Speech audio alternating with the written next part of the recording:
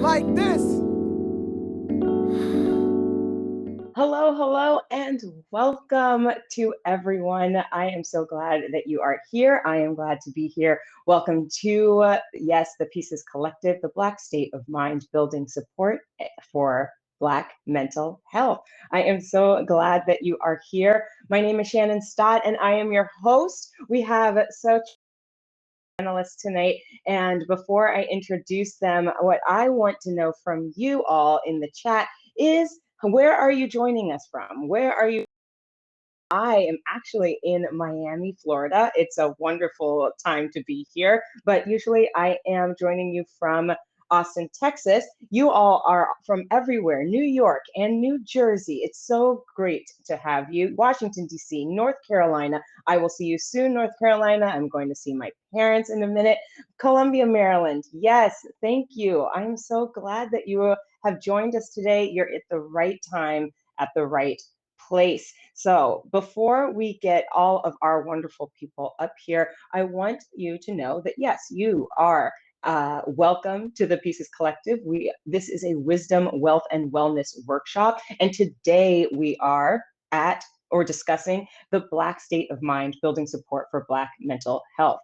And our panelists today have been brought together by Ikrama Muhammad, the owner of PEACES Collective, a handcrafted accessory and home goods company whose goal is to contribute to human development through experiential learning, economics, and education. Please join me in welcoming Ikrama Muhammad to tell us more about the PEACES Collective. Ikrama,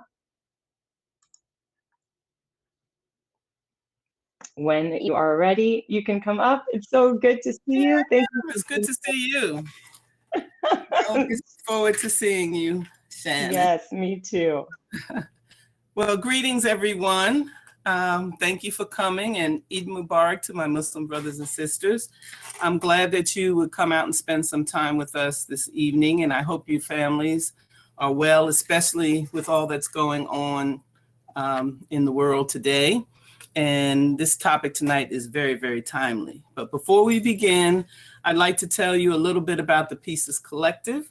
We're a nonprofit 501c3 organization, and we're not actually owned by anyone. Because we're 501c3, we belong to the people, and our purpose is to serve the community. Our mission is to help use our creativity and our skills and art to help make our communities a safe and decent place to live. And we do this by providing a platform for handcrafted clothing, accessories, and decor made primarily by local makers. And we acknowledge that we come from a people who traditionally make things with our hands, and we are makers. And we honor them by continuing these traditions, such as sewing, quilting, jewelry making, soap making, wood crafting, all of these arts. And in addition to making beautiful products, also give us a sense of peace and love and fulfillment, which we hope translates and transfers to you when you purchase and take them home. More importantly, we use a portion of the proceeds from the sale of these items to host events like we're having this evening, the Wisdom, Wellness, and Wealth programs. And our goal is to raise collective consciousness and to inspire us to action. So please visit us at thepiecescollective.org if you haven't already, and you can subscribe, shop, donate, or just share the information with someone else.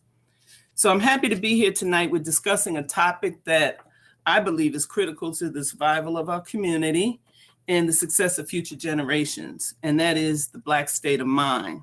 It's not surprising that this topic is one that needs to be discussed, but sometimes we shy away from it for many reasons. Some reasons might be fear, shame, individualism, or privacy. You know, that's none of your business. But we're going to discuss it tonight. James Baldwin once said, to be a Negro, today we would say Black or African American, in this country, and to be relatively conscious is to be in a rage almost all the time. So things have not changed much since his day. I read a recent article where a doctor, Black psychotherapist, said that the state of mental health in the Black community is fragile. So there's a tremendous burden placed on us as people in the world. And there are clinically diagnosed conditions such as depression, bipolar, and other conditions that go unchecked because of stigmas and fears. But in addition, we're burdened with the disease of racism and oppression, and the ancestral trauma of slavery that has led to disproportionate poverty, splintered families, unemployment, adverse health conditions, drug and alcohol addiction, gun violence, environmental racism, food deserts, and now the pandemic. So it is a lot, but we are a strong people, and it is our duty to address these things and come together. And it's because of those who came before us that they did not stop in the cause for freedom and justice and equality. So we need to continue on as well, even though it might be hard.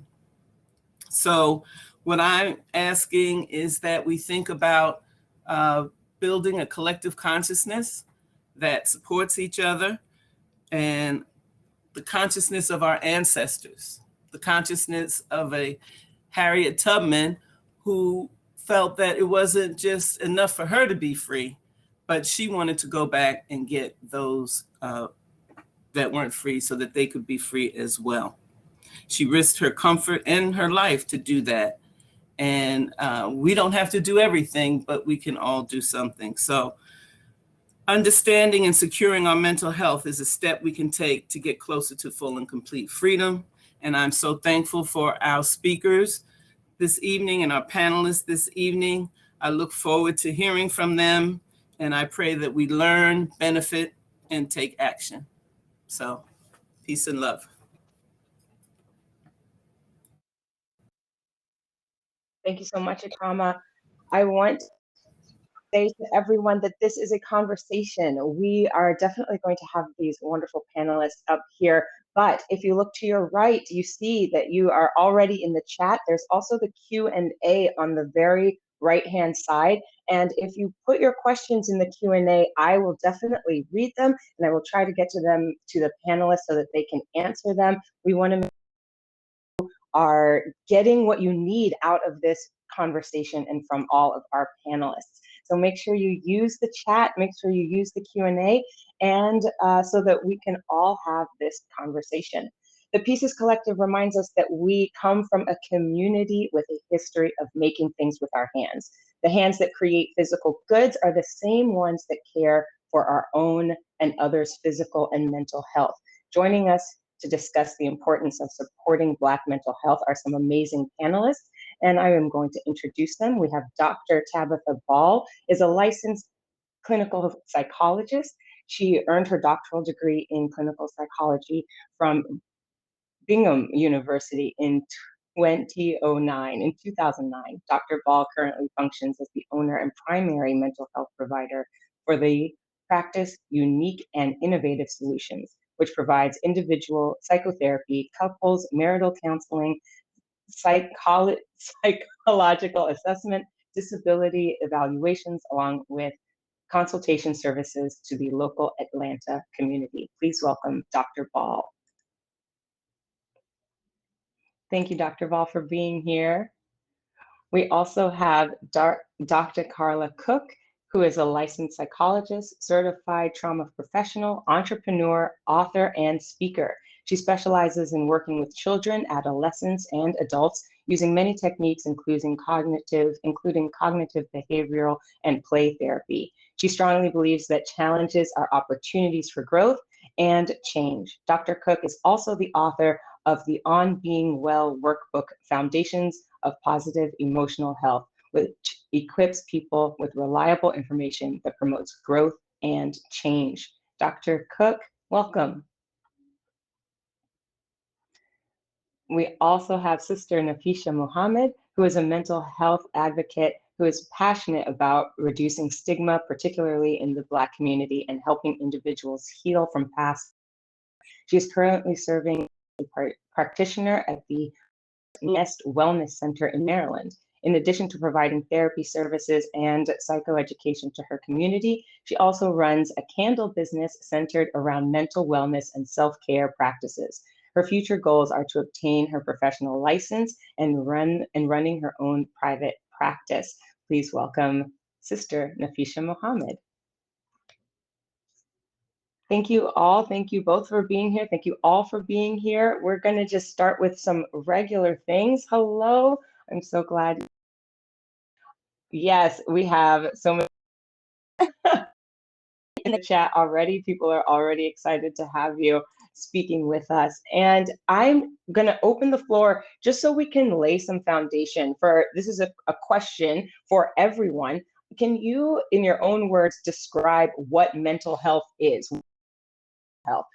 If you can talk about it medically, you can talk about it in terms of patterns of behavior, negativity, shaming, anything that comes to mind so that we can start to form some boundaries or some structure around what it is that we're talking about when it comes to mental health. So, what is mental health? Well, I'll jump in. Good evening to everyone. It's such a pleasure to be here, such an opportunity. And just Akrama, as she laid that foundation, I just really felt how significant this conversation is. But in terms of your question, what is mental health? Very often I use the example of physical health to describe mental health. Because physical health, we all seem to get that it has to do with our body. And so mental health, it has to do with our brain, with our mind. And really, it pretty much looks at how we function psychologically within the emotional realm, how we feel, how we think, and how we behave. That all comes under the umbrella of mental health. And it also looks at the social area as well. I think that's an important piece to kind of connect under that umbrella of mental health. So I would start out just by describing mental health in that way.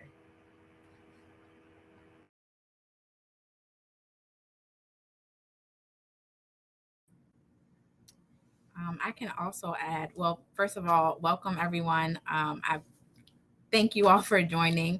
I'm definitely honored and humbled to be here before you all, and especially to be on a panel with such amazing clinicians. So definitely very grateful, and I appreciate you all for joining. My perspective of mental health is pretty much exactly what Dr. Cooke said. Looking at your emotional well-being, looking at your psychological well-being. And I think that there's different factors that make up the realm of mental health. I think it's a rather large umbrella. But looking at the way that your mind is functioning on a biological level, looking at thoughts and behavioral patterns, again, on a psychological level, a social level, I feel like there's a very large realm of different factors that kind of play a role in how we operate as human beings based on our experiences growing up, based on our parents' experiences, based on the social status and the climate that we're in today. So there are all these different things that kind of impact our mental health. And I think it's very important to be very holistic when we're examining our mental health because there are so many different facets that kind of contribute to we're in. So I just wanted to add that. Hello, everyone. I'm Dr. Ball, and I am, just like the other panelists have mentioned, I am so happy and humbled to be here to talk to you all about this very important topic. When I think of mental health, much like Dr. Cooke and Sister Muhammad had mentioned, mental health is just so all-encompassing. It is related to our physical health, interrelated with our physical health. It's related to our cognitive functioning, our social functioning, interpersonal functioning, financial functioning. All aspects of our lives are related to and influenced by our mental health.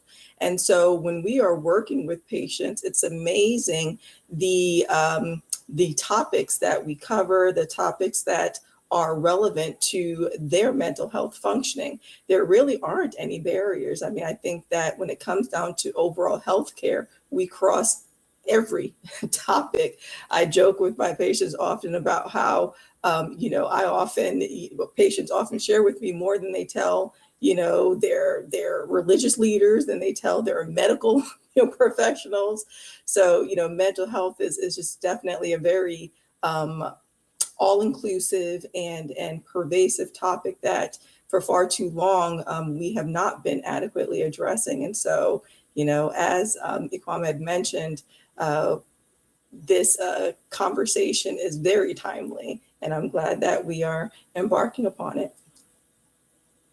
Dr. Ball, the last thing you said, one of the last things you just said was we haven't been talking about this adequately. And so let's go ahead and even narrow this conversation a little bit more for everyone and talk about what are the main mental health issues that are affecting our community in all of your personal opinions and professional opinions. What are the main issues, the main mental health issues that are affecting our community? Well, for one, I think that awareness is really important, and we are still fighting that battle, helping people to understand that, when you see your cousin or your mom or, your friends not seemingly motivated, not progressing in life, that it's not just because, they're being lazy. I mean, they could be suffering from depression. They could be suffering from, cognitive issues. They could be suffering from lack of knowledge.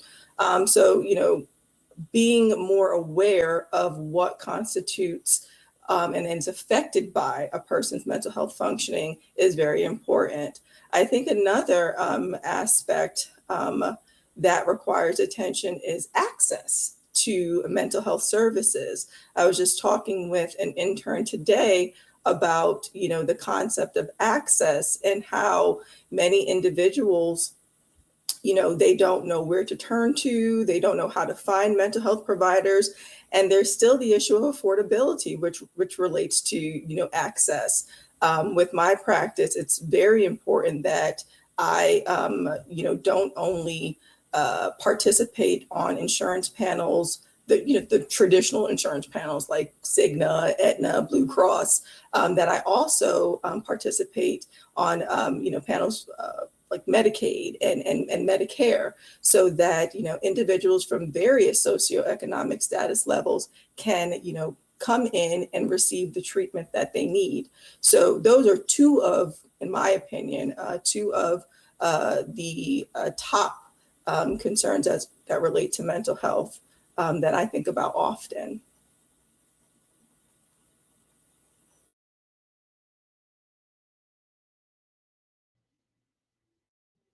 Yeah, I'd love to hear from anybody else. Yeah. I guess I'm thinking on two different levels. When Dr. Ball was talking, that was kind of like I was thinking about from the systemic level, when you talked about like access and things like that.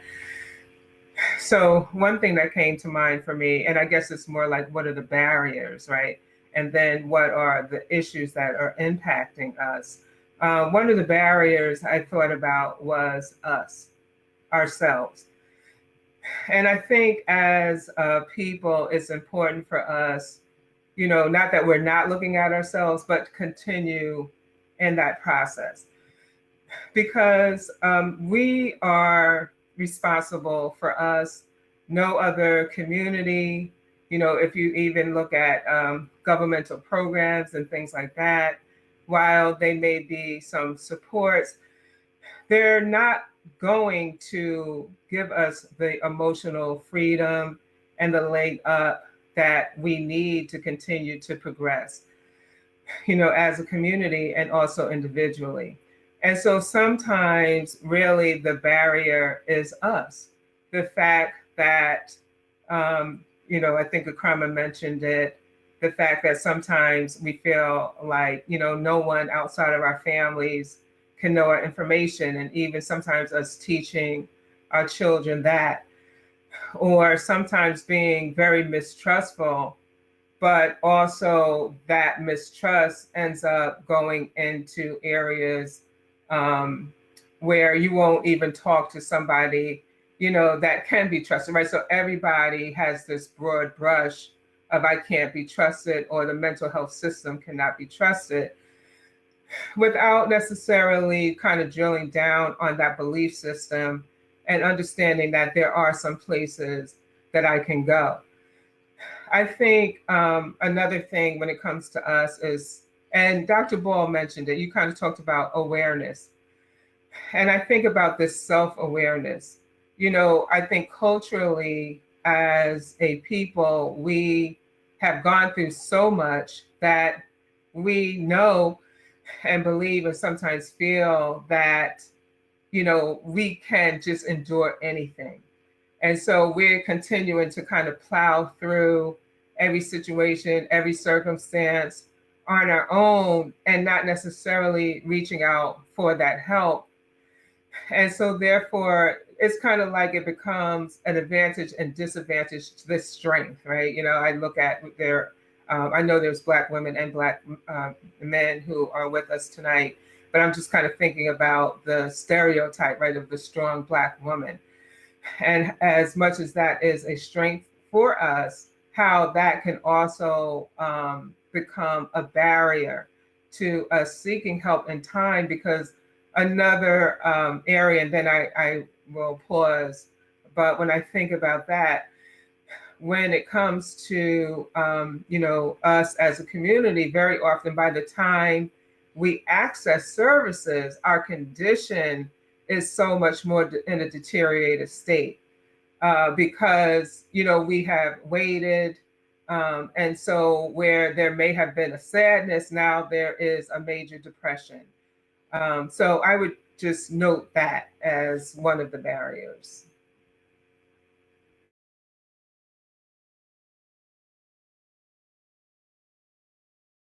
Yeah, so I want to address this question because you're talking about barriers, but we have this question that sounds like when people are wanting to reach out, when they are wanting to seek out that help, the question is, what is being done to provide mental health services to those who cannot afford a private therapist and psychiatrist? Do any of you panelists provide pro bono services to those without insurance, or do you know of services like that?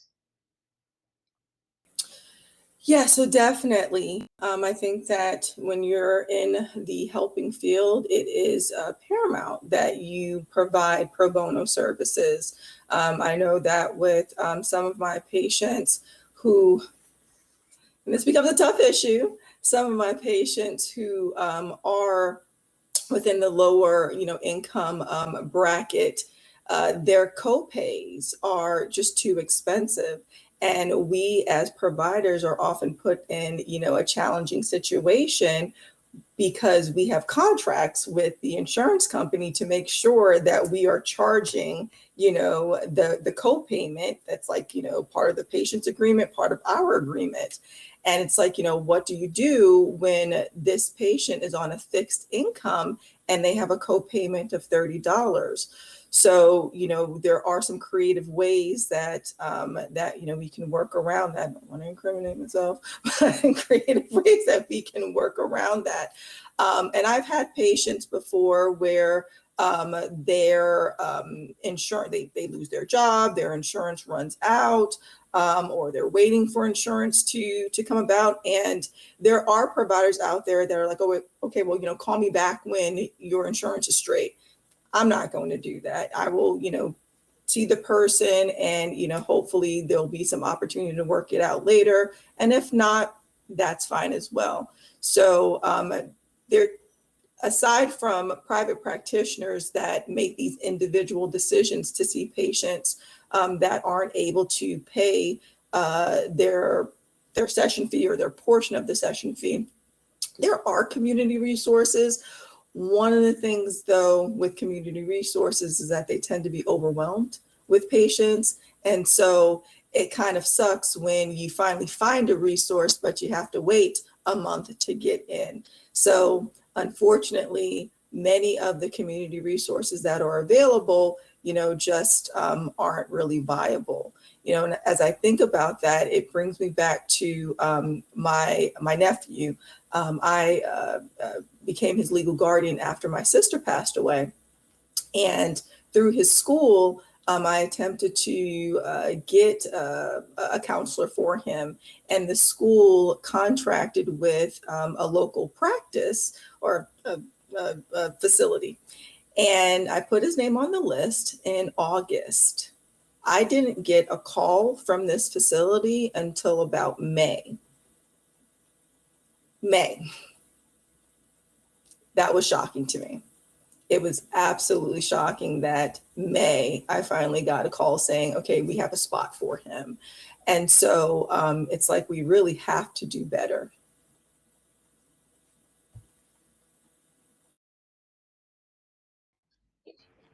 I will jump in, and this is really a challenging question that was asked. Very often, I'm going to kind of focus on the community services as Dr. Ball kind of ended there. And well, actually, before I focus on that, let me say this, because I think as private practitioners, there's also a reality that we only have um, a finite ability to support people individually. So if I see 10 people, I can only see, 10 people. And more often than not, I imagine for all of the panelists, the system is flooded. So there is not even the ability to take on all of the people that are calling. Like Dr. Ball, I do get creative around co-pays if need be. There are times where I will see someone at a reduced course, if they're not able to pay the full course, or they don't fee, or they don't have insurance. I have seen people for, a period of time pro bono. In addition to that, my first, usually course of action is to really try to work with someone to secure services. Dr. Ball, you mentioned children, and I know in New Jersey there are some school districts where there are actually school-based services where counseling is available. And it's not just like, oh, I'm just getting any kind of counseling. I mean, you're getting people who, went to school, they studied, they may be licensed, they may be under the supervision of someone, and they can provide very adequate services. Also for children, if someone has an IEP, that's another door into the school system. Um, there are, Medicaid, Medicare, as Dr. Ball mentioned, and also sometimes there is charity care. So if someone needs a higher level of care and they need like a partial hospital or substance abuse, they can have access often to charity care. I know also in New Jersey, there is a resource for free mental health. Yes, it's long waiting list. No, it's not ideal, but it is available. I think another door to services is groups, because groups, the fee is going to be less. Sometimes, one will take insurance with group, or if there is no insurance, it may be, a very minimal cost. So I'll just add that, but I know it is a dilemma. I know it is an area for a continued conversation, and I don't think it's getting easier. I think the other thing I would just say as another opportunity is if someone is working, sometimes they have EAP services as well. So I think we want to exhaust looking at all avenues where services may be available. I was actually going to add the last part that you just spoke on, Dr. Cooke, about groups. And I know that as Black people, we're already resistant to therapy on its own. So to hear group therapy, I'm sure hesitation there, but it really is an excellent resource. While I was still in school, part of the program is to do an internship. And so I was actually interning at the Heart Nest Wellness Center in Maryland. And because I was an intern and not licensed, but was under the supervision of a licensed therapist, I was able to create my own groups for free. And so I was able to provide that therapeutic setting at no cost. Sometimes, if you have that kind of resource, whether you're using an intern, you may be able to get it at no cost, or like Dr. Cooke said, a very low cost.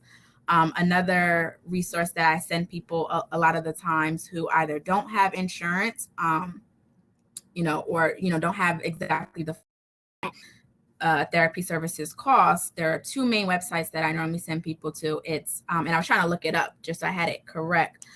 It is openpathcollective.org, and the other one is mentalhealthmatch.com. I think it's .com. I have to double check on that. That's where you can see a licensed therapist, or again, someone who's under the supervision of a licensed therapist for a low rate. And a lot of also have sliding scales, so that's something you can look into. I know in New Jersey, at the Mental Health Association of New Jersey, they have support groups. Avenues, but the issue I think becomes, where do I start? Because a lot of times we don't know about these resources. I'm sure there's a lot more out there that I don't even know about. So I think it just starts with asking the questions and then being connected to the right resources so that we can find these opportunities to get therapy, especially if we don't have the means to pay for a therapist at a private practice or anything like that. So I just wanted to add that as well. We even have some in the chat. We've had some people put in some sites that you can go to. So we would love if during this time, if you have resources, then please feel free to share them in the chat. Also, I want to back up just a little bit. And we started talking about it. Dr. Cooke, you mentioned it just a little bit. You said something like some sadness can turn to if we're not careful. So we're talking about resources here, but I would like you to discuss a little bit about the internal struggle of knowing that you need help. And so what are the barriers to identifying mental health issues? What are some barriers that we as Black people in our community struggling to identify the fact that we may need some mental aid, some mental assistance? How do we figure that out?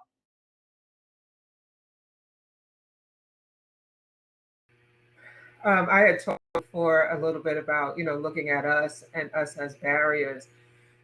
But when you asked that question, it made me think about, sometimes we are so used to dealing with the problems and the issues that we have, we don't recognize it as a mental health issue. It becomes normalized. And sometimes it's even normalized in our families, right? Like, that's just the way she is, or that's just the way he is, or that'll pass, or, just do this process, just pray. And as much as prayer is important, that for this particular problem, prayer, may be important, but in addition to prayer, there's something else is needed. So I think a lot of the times the barrier can be not recognizing, normalizing, and also fear. If I really acknowledge this, then it's true, right? So then one becomes fearful. And so I don't really even want to put this under the category of a mental health issue, because when I put it under that category, I look at it as a weakness, one, and then I feel stigmatized, by it. So I think that's one area that presents as problematic for us. And so something, that Dr. Cooke had mentioned, the normalization of mental health issues in families. Mental health, diagnoses, mental health conditions often have a very heavy genetic component. And so, a person, for example, with schizophrenia, they're not going to be the only person in that family with schizophrenia. Someone else is going to have it. And it's usually, first, when I'm assessing schizophrenia or bipolar disorder, I check for the level of the parents, either of them. Then I go to the grandparents. Then I branch out to aunts and uncles. Then I branch out to cousins. Someone, at least one other person, is going to have that, one of those, types of conditions. And so if you are experiencing symptoms and you go to your mom or you go to your dad, they may say, oh, you know what, your grandmother was just like that. So that facilitates the normalization of, your symptoms. And so you may not think that this is a problem because it's like, oh, I'm just like grandma. You may think that this is a personality thing. It's not. It's actually a mental health condition. There are other, symptoms that may be more subtle, though they will still represent mental health conditions. So like, for example, you can have a family member, say like your mom, that, refuses to drive on highways long distance. If mom was always like that, it's just, oh, mom's just uncomfortable driving. You won't realize that that's actually, that level of anxiety has a functional impact on your mom. That qualifies as, a clinical level of anxiety. But because you had been around it, all of your life, you just think, oh, that's just her. That's just a characteristic that's associated with her. You may have other people in your family that when you start talking with them, they have similar levels of anxiety, but it's not going to trigger in your mind, this is a mental health condition that, mom or whomever can actually go get help for. It's just, oh, they just don't like to do it. Let's keep it moving. So, that is a huge part of us being able to self-identify whether or not what we're experiencing actually reaches the level of clinical concern. And oftentimes it's not until, we experience, repeated prompts from other people, like at work or within our social network. Hey, that actually isn't normal. Or, hey, maybe you might want to look into that we begin to question, okay, maybe this is a problem.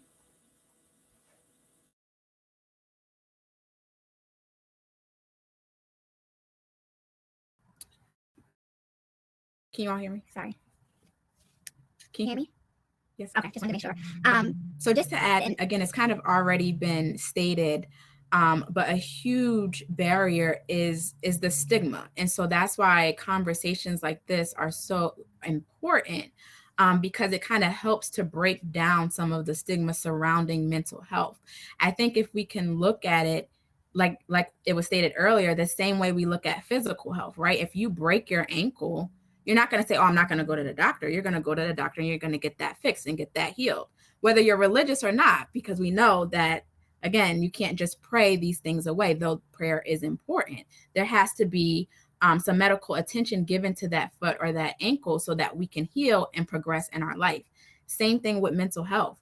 There are things that we've gone through, especially as Black people, throughout history that has impacted us, whether we realize it or not. And we've come to normalize it and just make it seem like, oh, it's just part of the culture, but not realizing the negative effects and how it's negatively impacting us. So just starting to look at it like, okay, the same way I would go to a doctor, the same way I can see a therapist. Crazy. It doesn't mean that there's anything wrong with me. It's just something that assistance with. Maybe I need some coping skills. Maybe I need some breathing techniques or whatever it is that can help me to lead a more fulfilling life. So I think it's very important that we start to normalize, just normalize mental health. And it's not to say that, you have necessarily a mental disorder. It was stated earlier that if you sit in sadness too long, that can become depression. So these are normal emotions that we experience, but it's to what extent, how much is it impacting my ability to function socially, in relationships, at work, at home? How much is this impacting? And anxiety too long, that can lead to an anxiety attack or a panic attack. So anxiety is normal. We know that that's a normal, reaction that we may have. And in some cases, it's very beneficial for us to have some level of anxiety. But to what extent? Am I having anxiety attacks every day when, I don't know, I have a certain trigger? So it comes back to being aware of what's going on with us. So we really do have to take a look in the mirror and say, okay, maybe it's not normal that every time, I don't know, just throwing it out there, that a red car comes by, I'm hyperventilating and I can't breathe and my chest is tightening up, right? But we have to start to just pay attention to those things. And also what was stated earlier is also looking at the family. So something that I do, and I've done it with my own family, is just starting to look at patterns, noticing patterns of behavior in our family and why we're like that. And to dig, the more you'll learn about yourself and better be able to progress moving forward.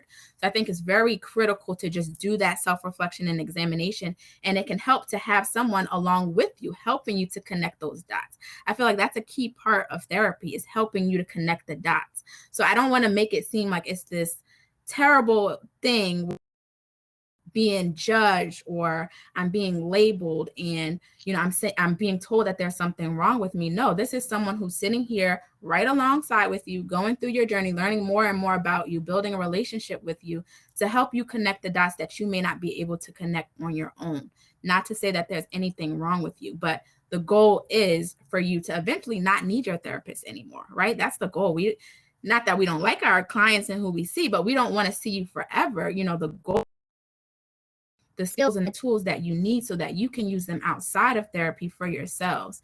And, to a cultural aspect, I say all the time, in my opinion, and people may disagree, but there's no way you can be Black in America and not have some type of mental health concern. Again, not saying that there's necessarily, but just looking at what goes on in our community, just looking at, the violence and the killings, and now having a whole pandemic on top of that to really draw out what was already inside us anyway, but now we have nowhere to turn. So we're stuck with those emotions. We're stuck with constantly seeing, the unnecessary killings on our phones and on our TVs.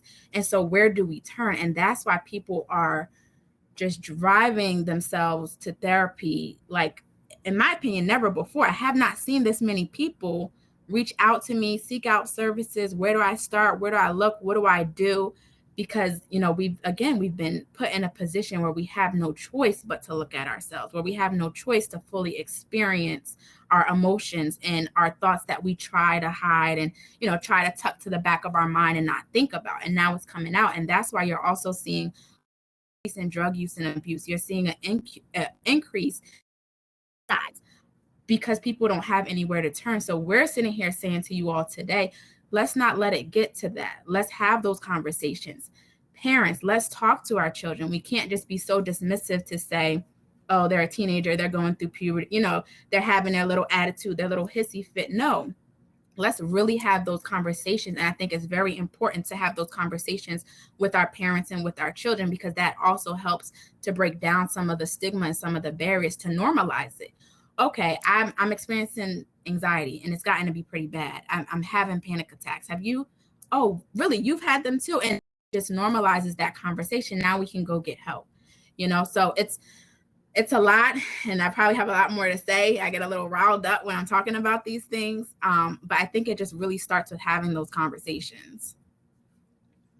Yeah, and I'd just like to add to what Sister Muhammad was talking about as it relates to the broader sense of, mental health intervention. She's absolutely right in that people don't just come to mental health for psychological conditions. I often talk to, patients as well as interns about how mental health incorporates behavioral life skills. In fact, in the military for a period of time, mental health was called behavioral skills. And for the vast majority of our patients, that's what we're dealing with. We're dealing with, how do we improve your life skills? How do we improve your daily function? How do we improve your experience of yourself and everything that's around you within your space in a better way, in a happier way? So, it's like, for the vast majority of us, we will figure things out on our own, right? It may take, a couple of years of studying and experiencing patterns before we're like, hey, this is actually a problem. So with that said, if you go in to see someone, we can often help you to get there much quicker. So instead of, suffering or experiencing what you're experiencing for 5, 10, 20 years, we can shorten that down to, 2 months, 6 months, 1 year even, so that you can get on with your life. Mental health isn't designed to be a crutch. It isn't designed to be a practice that you just, have to latch on to, like nutrition. It's like, no, we're actually teaching skills to individuals so that they can go on and live their lives. So I think that that's an important piece to push out to the community as well. Mental health does not mean that you are crazy. Mental health doesn't mean that you have any, prolonged significant problems. It can very well mean, hey, you need some tweaking here and there in your life. And these tweaks here and there can have major implications for how you are living and experiencing your life. And what's wonderful about the facilitation of mental health care is that oftentimes we are teaching our patients, and then they go back and they teach their children. They go back, they teach their family members, they teach their friends. And I think Dr. Cooke had mentioned this earlier about how, it's not, mental health isn't just limited to, the one-on-one contact with your provider. We're teaching procedures, we're teaching practices, we're teaching new habits to our patients, and then they are becoming the teachers out in their communities. They are the ones sharing with their family members. They're the ones sharing with their friends. Hey, I actually tried it out and it really wasn't bad. In fact, it was great. I experienced these benefits. I didn't feel like, I was being looked down upon or talked down to. It was actually like a conversation, and I came away from it understanding so much more about myself, understanding so much more about my family and how I can live a healthier life. Well, you know what? When a person hears a message like that, even if they were skeptical in the beginning, that plants a seed in their mind that, maybe I might want to try that. And even if they don't want to try it, or even if they can't try it right then and there, that doesn't mean that later on, when they're facing an insurmountable, struggle, that they won't then resort to mental health. In fact, they'll be more prone to, or more likely to, resort to mental health.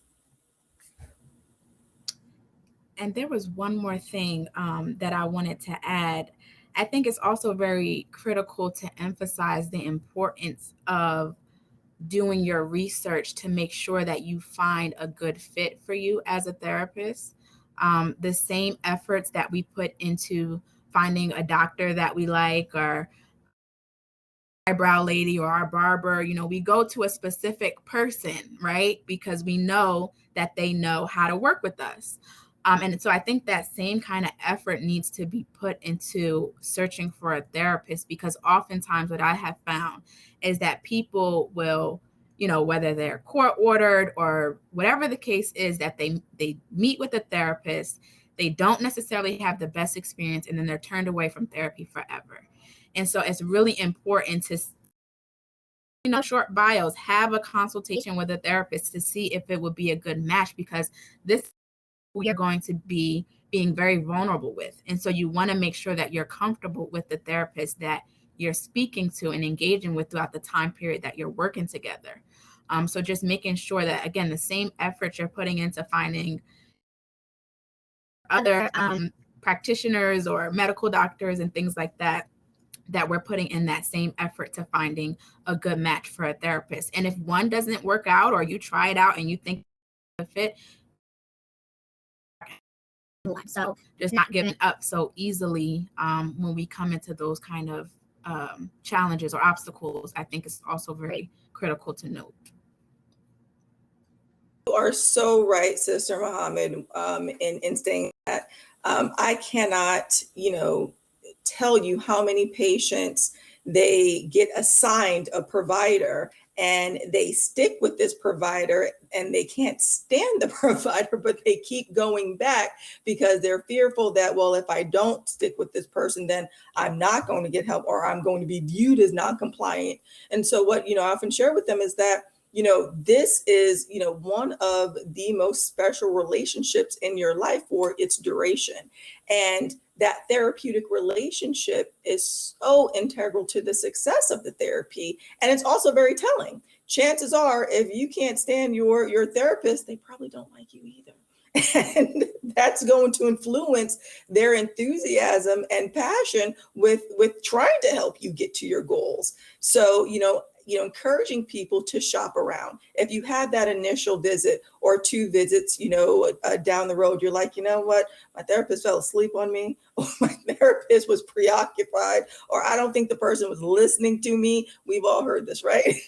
People complaining to us about this. It's like, well, get another therapist. And, it's like, I can? Yes, get another therapist. In fact, after each initial visit that I have with a patient, I always ask them, would you like to schedule another visit with me? It's not assumed because, one, this could have been a trial run for them. Two, maybe they didn't like the flow of the therapy. So I give that opportunity to them to decide whether or not they want to meet with me again. And, that also sets the stage for future therapeutic experiences that they may have. Not to belabor this point, but it's a good point. And as both of you were talking, I started to think about what I find also is very often the client feels obligated to the therapist. Like I'm not really connecting in this therapy experience, but if I say that or if I leave, the person is going to feel bad. So the client becomes a caretaker for the therapist.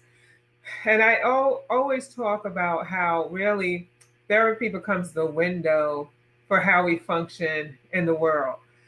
And so when we're finding that that's something that's coming up in the therapy experience, that's coming up in life.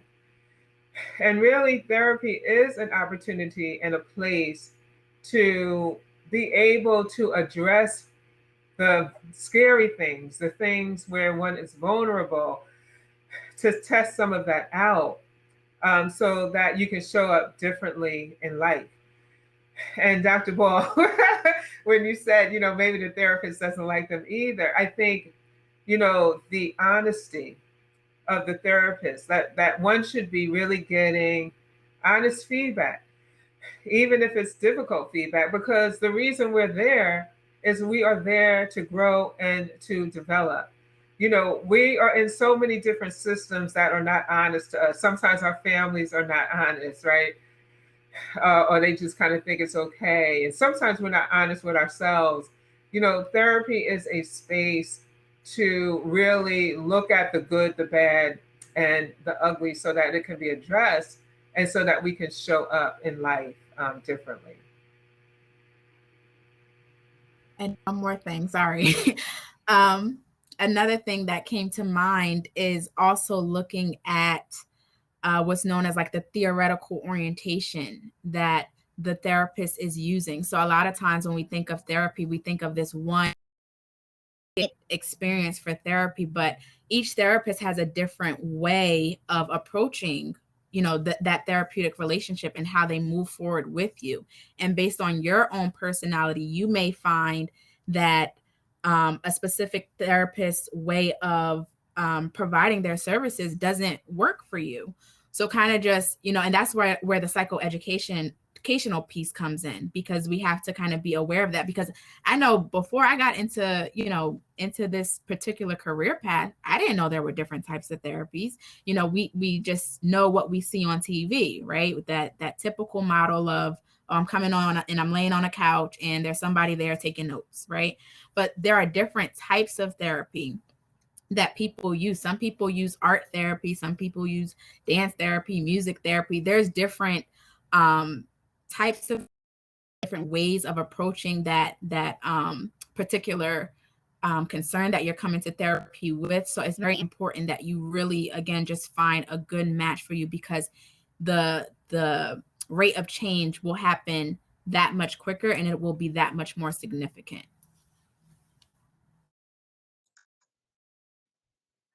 I'm wondering if you all can talk a little bit about things that we can do in our homes just to start promoting healthy mental health habits. If you have been talking about how to recognize in ourselves when it might be and find a therapist, and then do you have recommendations as to keeping our minds healthy at home?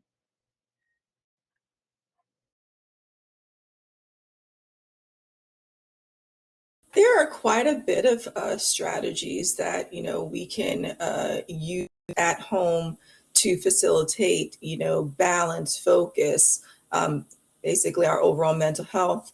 One of the things that we promote with patients is increasing their mindfulness. So focusing on what you have at hand, using meditation, using yoga, things that still the mind so that you can better regulate your emotions. I often refer patients to YouTube. There are, tapping videos, there's, ASM videos. There are a lot of skill-based videos out there that are, empirically validated or based on empirically validated techniques. So, the patient can just, access it at their fingertips. There are actually also some really, really good apps out there that are, that were designed utilizing evidence-based treatments, designed utilizing research to help folks better understand not just mental health in general, but understanding even their neurotransmitters, understanding the emotional chemicals in their bodies, like cortisol, and how do we reduce that, dopamine, how dopamine makes you feel good in the here and now, but it's not necessarily good in the long run. If things like that. So there are a lot of resources and a lot of opportunities for us to incorporate improving our mental health and overall wellness right within the comfort of our own homes.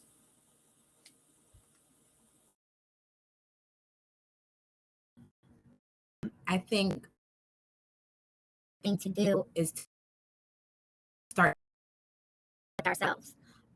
So a lot of times we ask people, oh, how are you? Oh, I'm doing fine. And we kind of keep it moving. But having a genuine conversation with yourself as to where am I at today? How am I feeling today? And being honest with ourselves and honoring and validating what it is we need.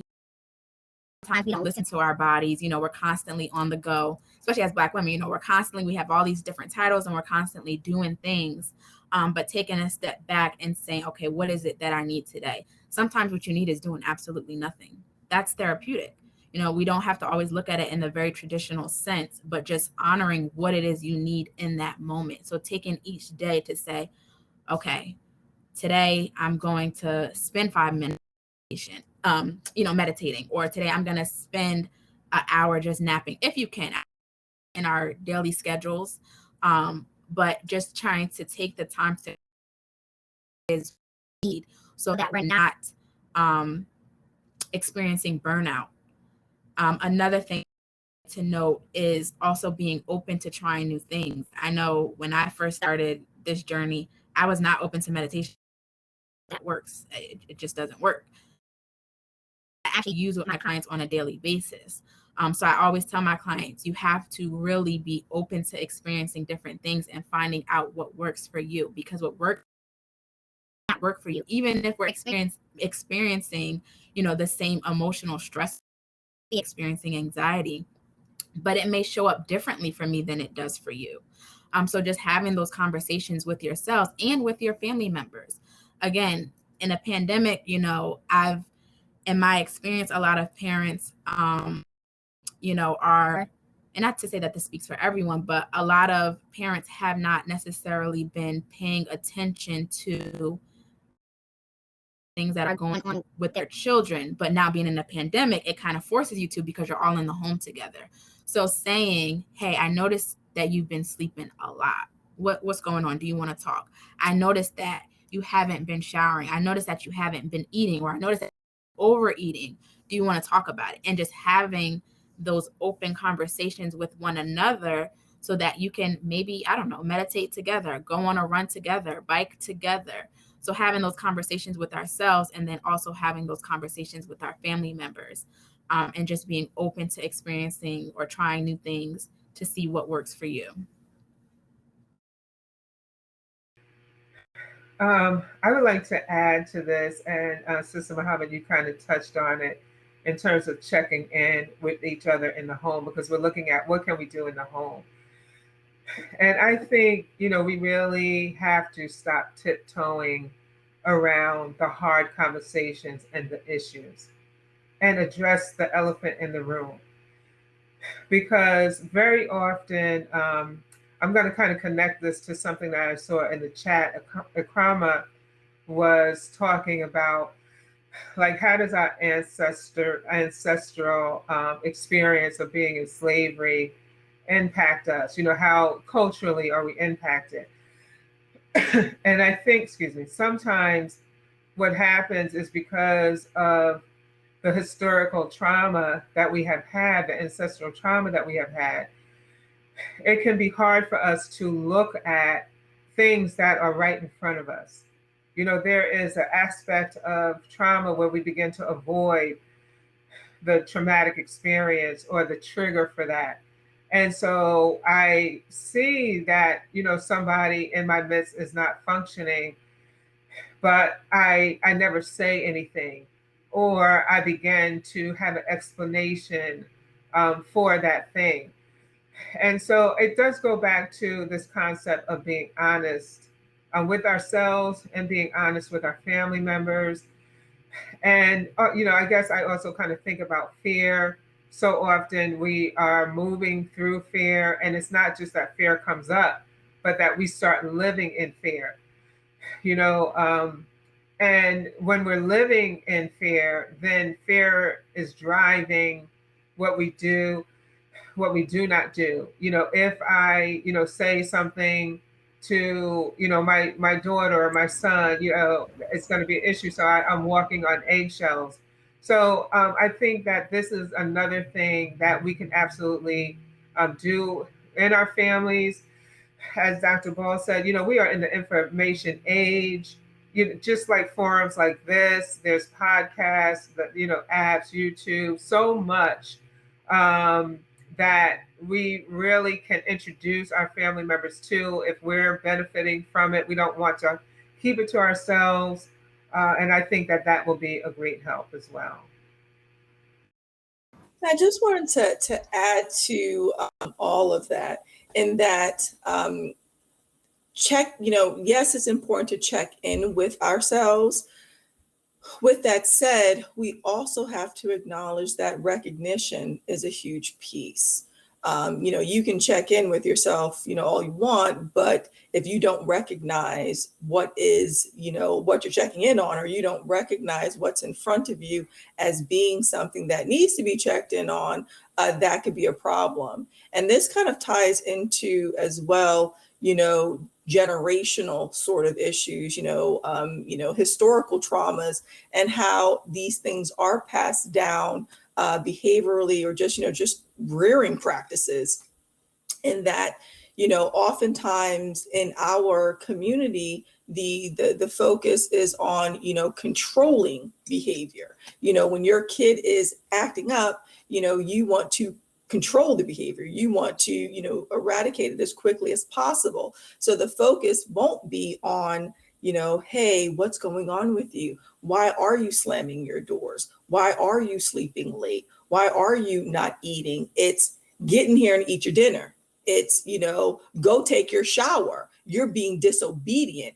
Our culture focuses so much on obedience, and for very good reasons. It's not like, we were designed to be pathological, but you really had to raise your children to, follow rules, be obedient. There are a whole set of rules that our children had to learn because we wanted to keep them alive. We wanted to make sure that when they left our home, they came back. They didn't go out and piss off the wrong person and get shot or get locked up or whatever. So we focus a lot on discipline, doing as you're told, all of that good stuff. And unfortunately, that has taught us, and again, for good reason, that has taught us to kind of overlook the story behind what we're seeing. And so part of what we need to do with ourselves, with our families, with our community, is to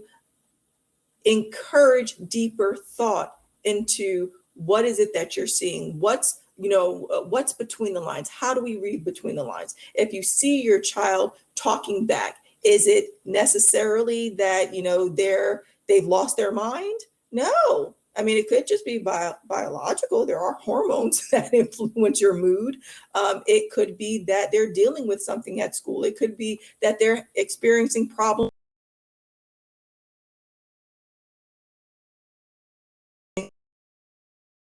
or going on with that child that, again, isn't, consistent with a mental health disorder, but is consistent with a problem that can benefit from you addressing it. But again, we go back to, you have to have the ability to recognize what it is that's in front of you. And that comes through the psychoeducation, that comes through us talking about these things. Oftentimes we don't. You talk to your mom about, yeah, so-and-so is acting up. Well, mom might say, well, so-and-so is smelling himself. And then, your brother did that. And this is how you need to handle it. No, maybe so-and-so is going through something, and maybe we need to sit back and talk to him or her about what it is that they're experiencing.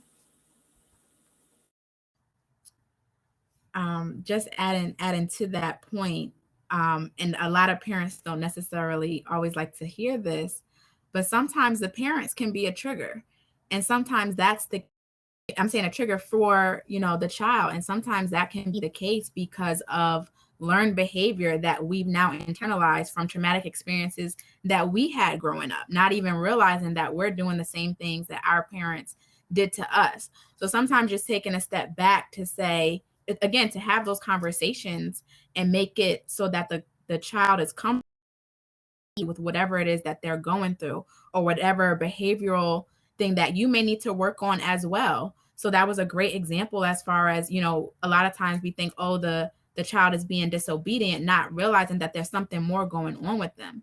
And so I was kind of chuckling because I've had this conversation with my mom on multiple occasions, because we have my nephew now as well. And so we're so adamant about having conversations with him. It's not, oh, suck it up, stop crying anymore. It's, tell me why you're crying. Tell me what's going on. Tell me why that upset you. And he's not able, he's 6. He's not able to fully verbalize everything, but he's very intelligent, and he can tell us, you cut me off. I was trying to express, he won't say express, but he'll say, I was trying to talk and you cut me off. Okay, you know what? That's actually kind of rude. Even though he's a child, right? He's trying to tell me what's going on with him. So another point I just wanted to make was that we can start young with having these conversations, so that when the child gets older, they're not shutting down every time an obstacle comes up for them. They're able to express and verbalize exactly what's going on with them. So a lot of the times when we're working with clients, we have individuals who aren't able to label or put a name to what it is they're feeling because they were shut down so much as a child. I don't know what I'm feeling anymore. I don't know what I'm going through because I was told to suck it up. I was told to man up. I was told to keep it pushing. I was told that my ancestors went through worse, right? And they did. But our ancestors also didn't have a choice, right? They had to put their emotions to the side to protect their child. And so that's where that intergenerational trauma kind of comes in. So now we're in an opportunity where we have a choice, right? So it's about starting young and having those conversations young so that our children can go into emotionally stable and adults. So I just wanted to add that point. Oh, that really just, sparks my thinking on, a phrase that just gets under my skin. And we hear it so often, especially in our community, where it's like, I'm the adult, you're the child. So there's this belief, inherent belief that, I'm right, you're wrong, and that's the end of it. And it's like, no, if as we're talking about these, intergenerational patterns that were born in very maladaptive time periods like slavery that are now being passed down and continuously practiced, a lot of times our children do have a better sense of right and wrong, or that's not the best way to handle this. And if you're just shutting your child down with I'm the parent, you're the child, because this is what you were taught, or because you don't have the emotional resources or the time to really dig through what the issue might be, that can be problematic. Yes, I'd like to also talk about, what if you're trying your best to run a panel, host a panel, and your internet cuts out at every given moment? How do you handle your own mental health in that situation? Really, thank you for everything. Thank you, Dr. Ball. Thank you. One of the things that every single one of you has touched on, but we've touched on it and bounced away, touched on it and bounced away, is this historical ancestral trauma. And we have this question: how does the ancestral trauma impact our behaviors, beliefs today? How does our collective trauma impact our individual condition? And I would love to hear you all talk about it, since we're already a little bit touching on it. And just so you're thinking about it, and I'll repeat this question: how does the ancestral trauma impact, or how does ancestral trauma impact our behaviors and beliefs today? How does our collective trauma impact our individual condition? I guess I'll jump in. The other two panelists were like, we've been talking. It's your turn. So when I hear that question, I think about the reality that things are passed down generationally. And that's within the broader community, right? Within the human experience. What happens is that I develop a way of being, knowing, relating, experiencing, understanding. And from that, I pass that down to my children. And so with the experience of slavery, there was this collective experience, this traumatic experience that occurred. And as a people, it had to be, in our creativity and our ingenuity and our intellect and intelligence, a way to adapt to that. And so the adaptive experience was adaptive at the time of slavery, right? Because we were trying to survive, we were trying to make it through. Yet now some of those patterns, while some are continue to be strengths, some have begun to get in our way and undermine us. If you think about things like the divisiveness of slavery, where things got set up with skin color, who was in, what houses, and how that became part of the psychology of people. And, still there are patterns where, we patronize certain businesses, and sometimes we don't patronize our own businesses. And a lot of this has, been passed down, not just culturally, right, from one generation to another in terms of modeling, but also genetically. There's a lot of research that now we know that, a lot of these experiences are also being passed down through the gene pool. from one generation to another. Even if you think about temperament or being very hypervigilant and things like that. So there's, definitely there is an impact for sure. I want to just say, because I know everyone has something to say, and I know it's getting late. I think it's also important for us to continue to lift up and recognize and acknowledge that we also can influence that. We are influencing that. We have a responsibility to do that as a community. And the remembering that we are not that far out of slavery. So many people, there's all this conversation about really from the dominant culture, people that don't look like us. Like, how long are you going to suggest that you're impacted by slavery? But the horror and the trauma and the cruelty and all of that related to slavery, continues to show up. But through forums like this, through conversations, through, healing experiences, through working together collectively as we begin to understand that each of us has a gift and a talent and we're stronger together than apart, we will continue to make inroads to this. So I would mention that as my comment.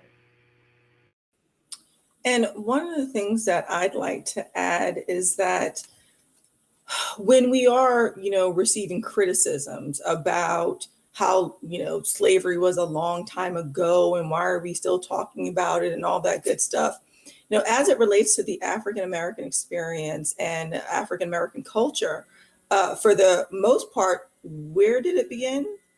Yes, we did have, Blacks in the country prior to the American enslavement period, but the vast majority of us, can trace, our roots back to, the enslavement period in the Western world, if you will. And so as we talk about African Americans and African American culture, it developed in large part during this very maladaptive period, where individuals were doing what they could do to survive. They were doing what they could do with the little that they had to, experience, some sort of, happiness, some sort of coping, some sort of, basically, experiencing life.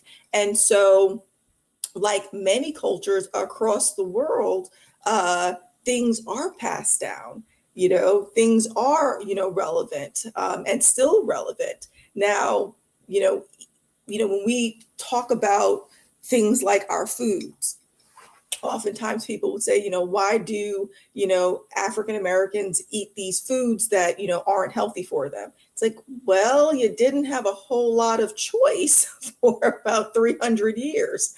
And so are we surprised that, a little over 150 years later, we're still eating these foods? And oftentimes it can be very demeaning to family members if you're like, oh, well, I don't eat that because I know that it's no longer good for you. Well, that can be considered offensive. And so some of these patterns, there are multiple challenges to them getting broken. And we have to handle these situations, these current dilemmas very carefully. Because people, when you start criticizing or you start even trying to educate, they can take that very personally and think that, you are attacking their culture. And, it doesn't matter if you're doing so with love and concern and really the intention to better their overall, well-being, it can still be challenging. Another aspect to consider with this passing down of experiences is the concept of epigenetics.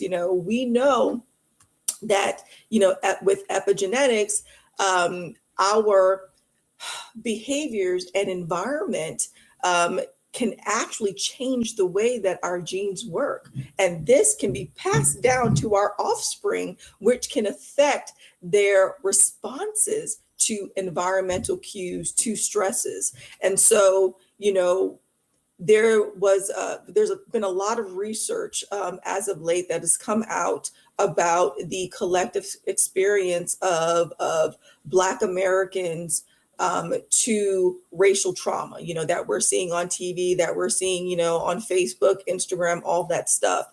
And what the results have found was that Black Americans, as compared to white Americans, they actually suffer more. And not just while they're reading or viewing, the suffering sticks with them more when viewing the same material. So tell me about that, like how, why? And part of that explanation is in, epigenetic inheritance. We actually respond differently to things on a genetic level because of things that we inherited. So this is so much deeper than just, maladaptive behavioral patterns and, let's talk about X, Y, and Z. We are affected on a genetic, a visceral level by the things that our ancestors experienced. So when we hear, slavery was over a long time ago, or I didn't do that to your ancestors, it's like, I understand what you're saying, but my genes are feeling these effects, and it's very real, very real. It's not in my head, it's not imagination. I am feeling these things on every level of my being, and that deserves discussion. That deserves acknowledgement and recognition, as well as remedying. I am going to have us go through some questions, just continue to go through some questions that the panel, or rather that the audience has posed. So I'm going to keep on keeping on here. Is the training given to mental health professionals today adequate to meet the needs in the Black community? Do you think so? I think that depends. So, as Sister Muhammad had brought up, there are, different theoretical orientations. There are different training methodologies involved in mental health. It's not like there is a standard, okay, here's your mental health training, all mental health programs follow this guide. No, mental health programs individually, make up their training guidelines. They individually decide what their overall theoretical orientation is going to be. And so I found where that my program talked about cultural sensitivity and culturally driven, practices and patient-centered therapies and all that good stuff. But as it got into the vicissitudes of what's important for our community, I kind of had to figure that out myself. And later on, after I left my program, I was able to seek out supervisors and mentors in the field that were able to impart their knowledge, their skills, and their experiences on me, which helped to shape what would be most applicable to the patient population that I'm working with. I would just very briefly, I agree with you, Dr. Ball. In addition to that, I do believe programs have gotten better. We are in a time in the field of psychiatry, that there has been a paradigm shift and a different understanding about mental health, mental wellness, and this introduction of trauma-informed practices. And from what I have really seen, many clinicians that are coming out of training programs, whether it be out of counseling, social work, psychology, so many more programs are focused on this trauma-informed model, which I do think is important because the field has understood that a lot of what we have seen that went under the umbrella of, let's say, like an ADHD was really trauma. So I think that's important. I do think there's been, there has been an emphasis on cultural competence, but that is probably hit or miss.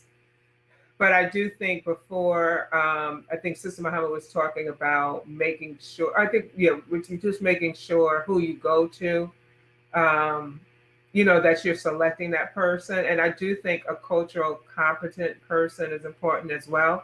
So that can be hit or miss. But I do also know that, ethics boards and trainings and conversations today are much different than they were, even 10 years ago.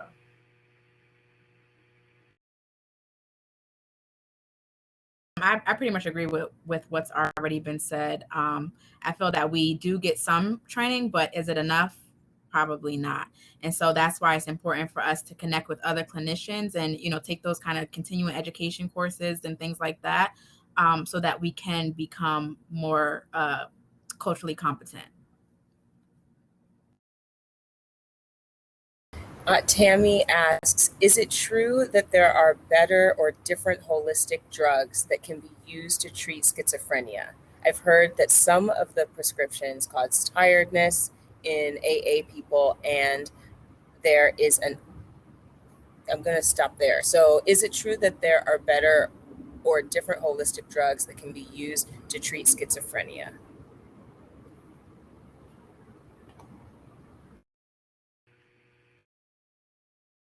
We're all like, oh, my touch.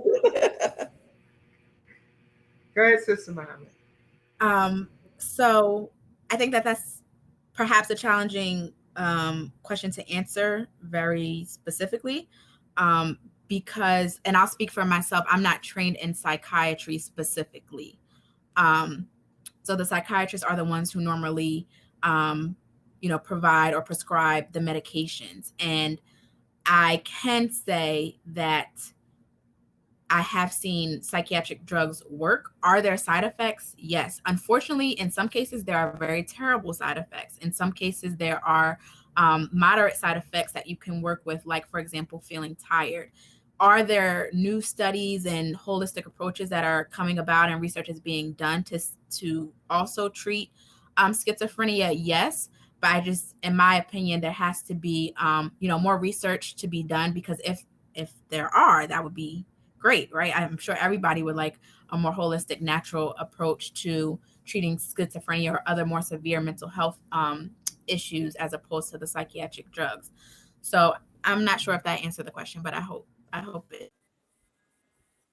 One thing I'd like to add, as it relates to schizophrenia, which is classified as a serious mental illness, there are, well-documented brain changes that occur as the schizophrenia is manifesting itself in the individual. So, like, for instance, enlarged ventricles, so these very enlarged ventricles and smaller or less white mass, in the brain. And although several other mental health conditions, there are some brain pattern, some minor anatomical changes. Schizophrenia has perhaps the most profound anatomical changes. And so when we get into holistic types of therapies, they're not necessarily promoted simply because of the concern for when a person decompensates with schizophrenia. So, for example, I've had patients in the past where they're just now being diagnosed with schizophrenia, and schizophrenia, one of the it's called a positive symptom of schizophrenia is hallucinations and delusions.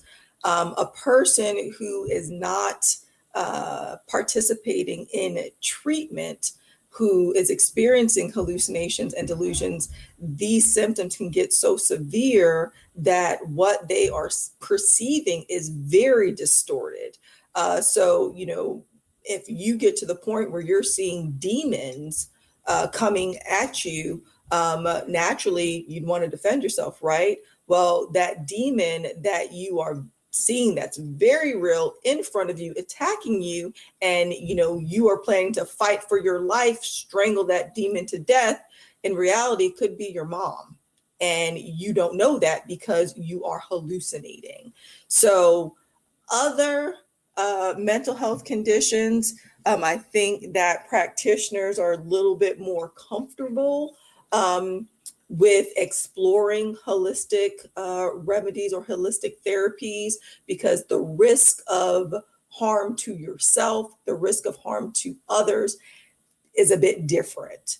And so as we speak to the pharmacology typically associated with medication for, schizophrenia, which is going to be like your antipsychotics, and bipolar disorder, which is going to be, your mood stabilizers.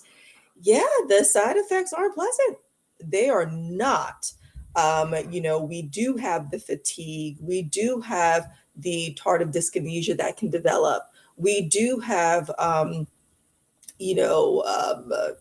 taste changes, weight gain, all sorts of unpleasant side effects that can develop. However, when you're dealing with a practitioner, they're really looking at the risk of there being serious harm done to yourself and or others when justifying whether or not it may be worth it. I mean, really no nice way to say this, but whether it may be worth it to deal with those side effects.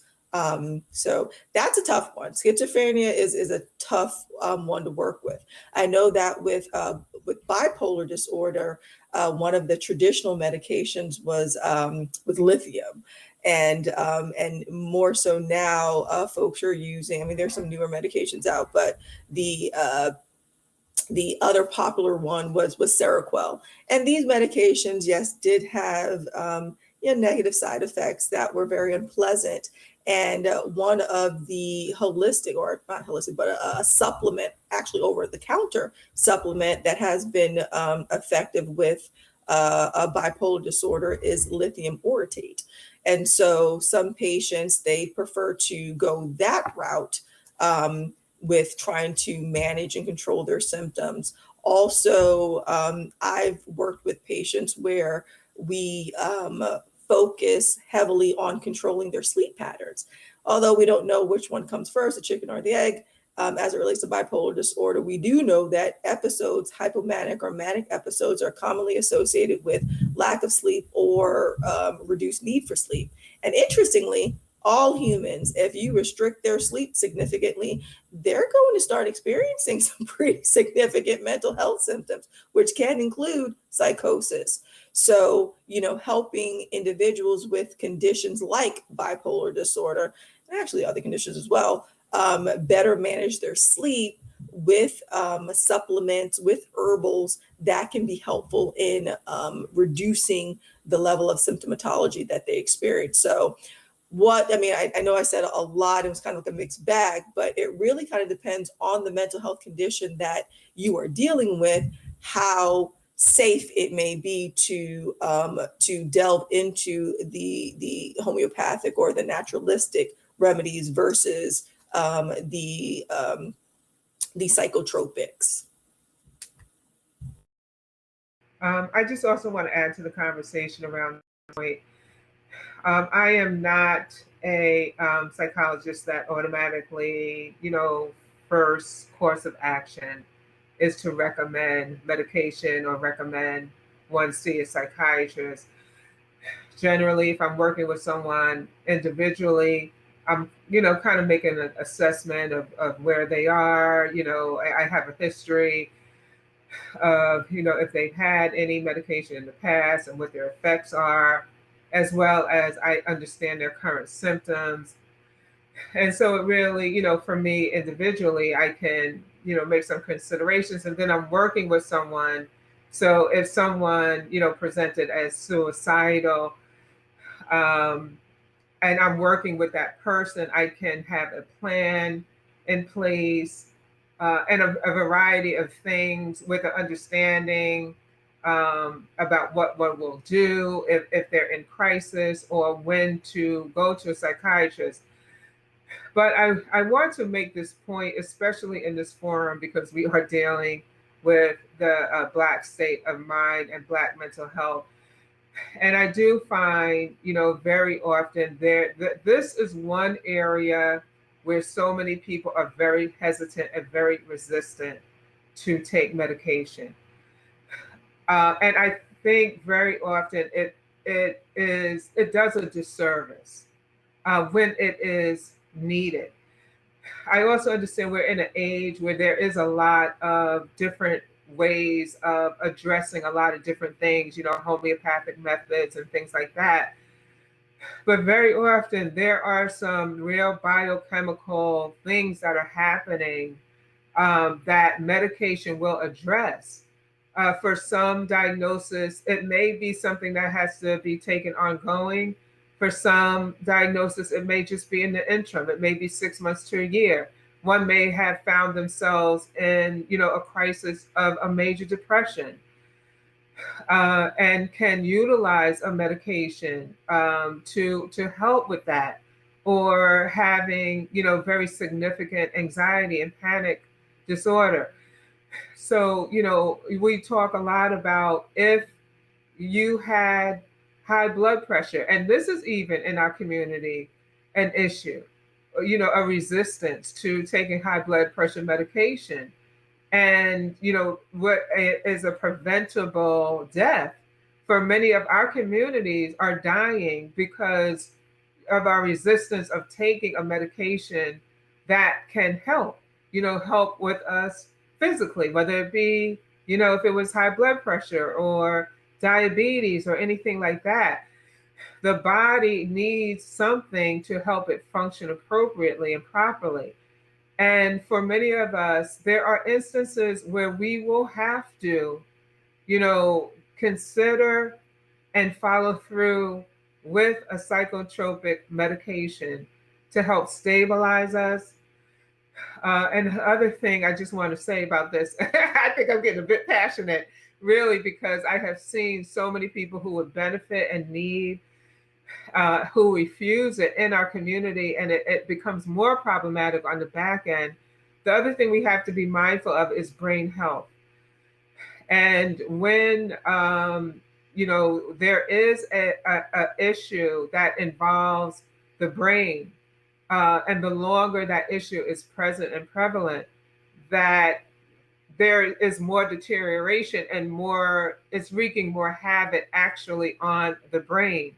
So I want to encourage, some people who it may have been recommended, more than once, to, do your due diligence, do your homework, get a second opinion, but also understand that, where medication is here for, a reason.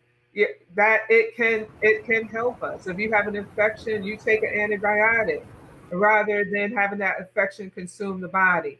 And so I would just mention to seriously consider a medication when it is indicated. I want to go ahead and thank everybody for being here. We have a really special opportunity, if we go ahead now, to go back to the main floor. And the people, if you are here and you would like to Sister Muhammad, Dr. Cooke, and Dr. Ball, you can find them at a table and ask them these questions for a little while. We have another PEACES Collective wellness gathering that is coming up, and that is on Wednesday, August 18th, and it is setting big goals and doing big things. So I hope you will join us at that time. But for now, we're going to go back to the floor, and please feel free to ask these wonderful panelists any more questions that you may have. Thank you so much for joining us, and thank you to our panelists for being here. You've been amazing. We've really needed this conversation. Thank you all. Yeah.